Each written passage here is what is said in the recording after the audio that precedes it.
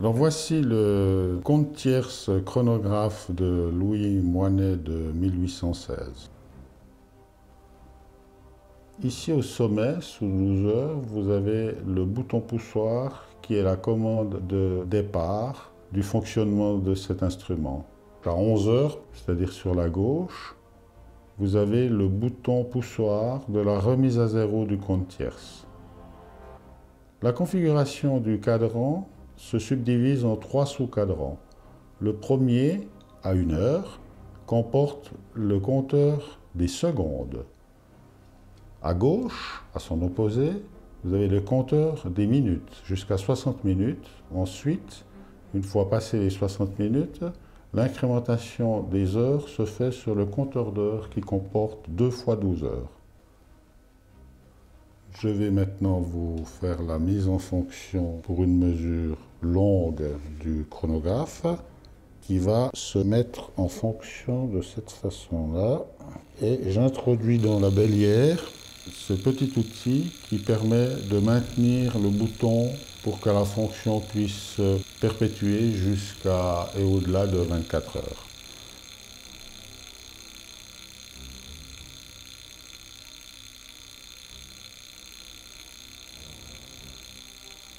Voici la procédure pour arrêter une mesure de temps long. Donc ici, on pourrait, dans le cadre d'une observation astronomique, venir lire les heures qui ont été comptabilisées d'un passage d'un astre à l'autre, les minutes, les secondes et le 60e de la seconde. Après inscription, on peut procéder à la remise à zéro de l'instrument. Donc tout simplement par la remise à zéro de la tierce. Donc l'instrument est prêt pour une nouvelle opération.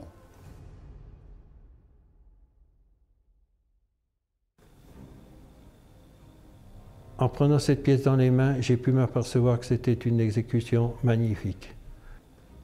Ma grande surprise en ouvrant le boîtier, c'est de découvrir un mouvement de très belle facture et de très belle fabrication. Tout est parfaitement poli, tout est parfaitement doré. On pourrait croire que c'est un mouvement récent alors qu'il a près de 200 ans d'âge. On est étonné qu'ils aient pu arriver à faire une précision pareille, c'est-à-dire avec une 30 Hz de vibration. Il a exécuté ça par un balancier à bras, 2 masses en platine qui permettent de faire un réglage très fin, ainsi qu'une raquetterie qui peut compléter le réglage. Il a conçu un échappement avec une tuile en saphir qui permet d'avoir un déroulement très précis. La transmission dans le rouage se fait depuis le barillet avec l'intermédiaire d'une chaîne et d'une fusée, ce qui permet d'avoir une force constante dans le rouage, qui est déjà un gage de qualité. Ensuite, les roues sont pivotées avec des plaques contre-pivot. Cette technique du compteur tierce, cette technique du compteur de secondes, cette technique du compteur de minutes ou de compteur d'heures, c'est absolument formidable.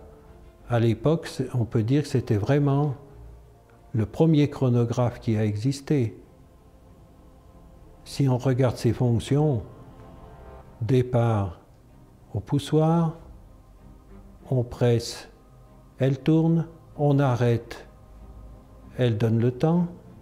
Remise à zéro sur un deuxième poussoir, c'est vraiment le chronographe.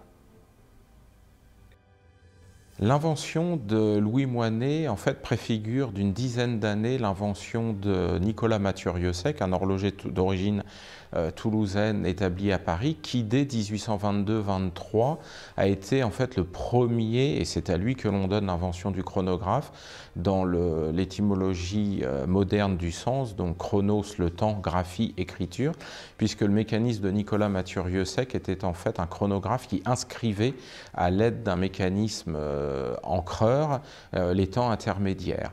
Donc on a également donc, toute une polémique avec le fils d'Abraham Louis Breguet à la même époque, avec un système similaire déposé, breveté en Angleterre par un dénommé Faton, qui était élève de Breguet. Donc en fait, Louis Moinet préfigure d'une dizaine d'années cette invention.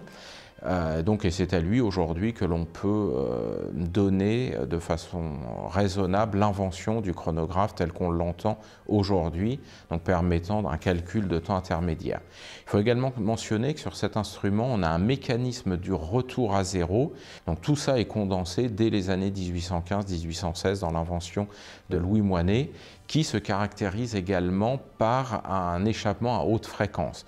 Donc là, on voit également que cet horloger est tout à fait novateur avec son échappement qui bat 30 Hz. Donc là, on préfigure les inventions avec plus d'un siècle d'avance.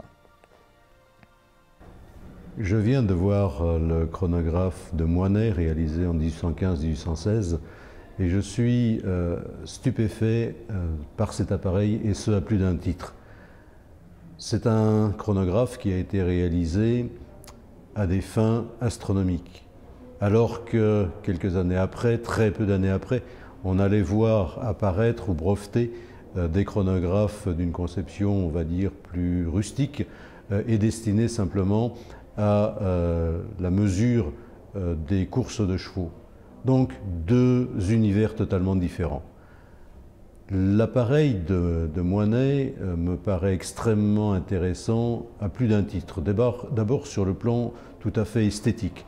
C'est un appareil simple, c'est un appareil extrêmement épuré et on peut même dire d'une certaine manière ergonomique. Les cadrans sont parfaits, ils sont extrêmement bien positionnés, extrêmement bien réalisés, et ceci dans un but de lisibilité parfaite. Encore une fois, on s'adresse à des besoins d'astronomes. Et puis, sur le plan technique, il faut bien réaliser que pour la première fois, à ma connaissance, nous avons la mesure du 60e de seconde d'une manière totalement mécanique. Et à titre de comparaison, il faudra attendre plus d'un siècle pour avoir à peu près la même chose, c'est-à-dire un chronographe qui va mesurer d'une manière mécanique le centième de seconde. Autre point extraordinaire, c'est cette possibilité de remise à zéro automatique par pression sur un poussoir. Et les historiens ont l'habitude d'entendre parler des années 1844 ou des années 1862 pour avoir cette fonction de remise à zéro d'une manière automatique. Et puis quand on regarde la finition, quand on regarde les astuces qui ont été utilisées pour construire le mécanisme, pour le disposer mais d'une manière horlogère extrêmement élégante, eh bien on s'aperçoit qu'on a en face de nous un appareil très élaboré, réalisé incontestablement par un très grand maître de l'horlogerie.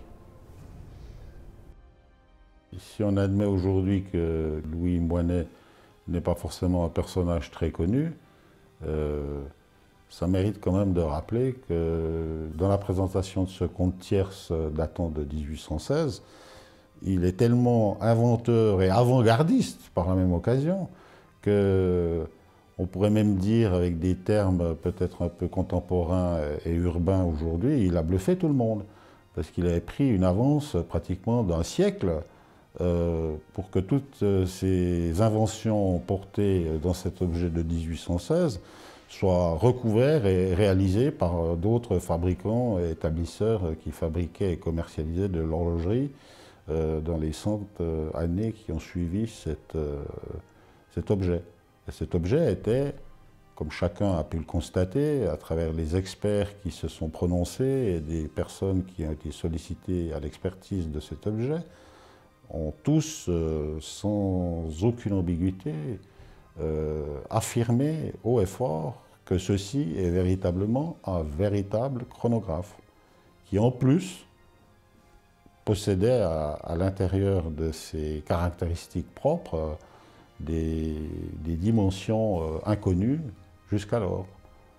Je vais parler des 30 Hz, 216 000 amplitudes à l'heure, Je veux parler du système de remise à zéro. Je veux parler de la subdivision des espaces de temps, que ce soit les secondes, les minutes et les heures, sous des compteurs différents. Donc tout ça est une preuve évidente et irréfutable qu'il était un inventeur, ingénieux et ingénieur, artiste et artisan. Louis Monnet était cette personne.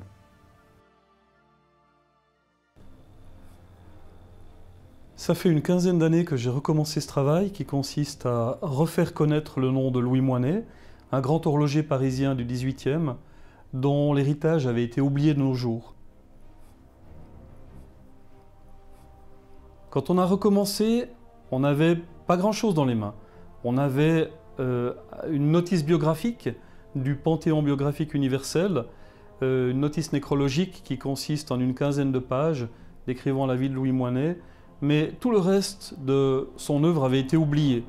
Et entre-temps, on a retrouvé des pendules artistiques qu'il a créées pour Napoléon ou pour le maréchal Murat, le roi de Naples, les deux présidents américains Thomas Jefferson et James Monroe, ainsi que d'autres pour d'autres têtes couronnées d'Europe.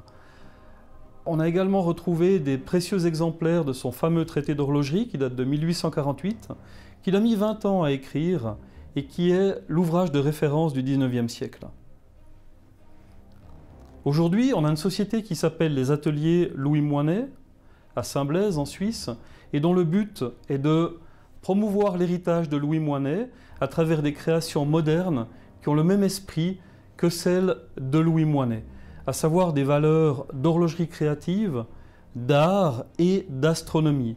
On a par exemple incorporé dans nos créations modernes des météorites tout à fait rares et exclusives de la Lune ou de Mars. Aujourd'hui, c'est un plaisir et c'est un honneur de partager avec vous une découverte exceptionnelle, peut-être le plus grand fait historique en horlogerie des 200 dernières années, la découverte de ce premier chronographe jamais réalisé par Louis Moinet en 1816.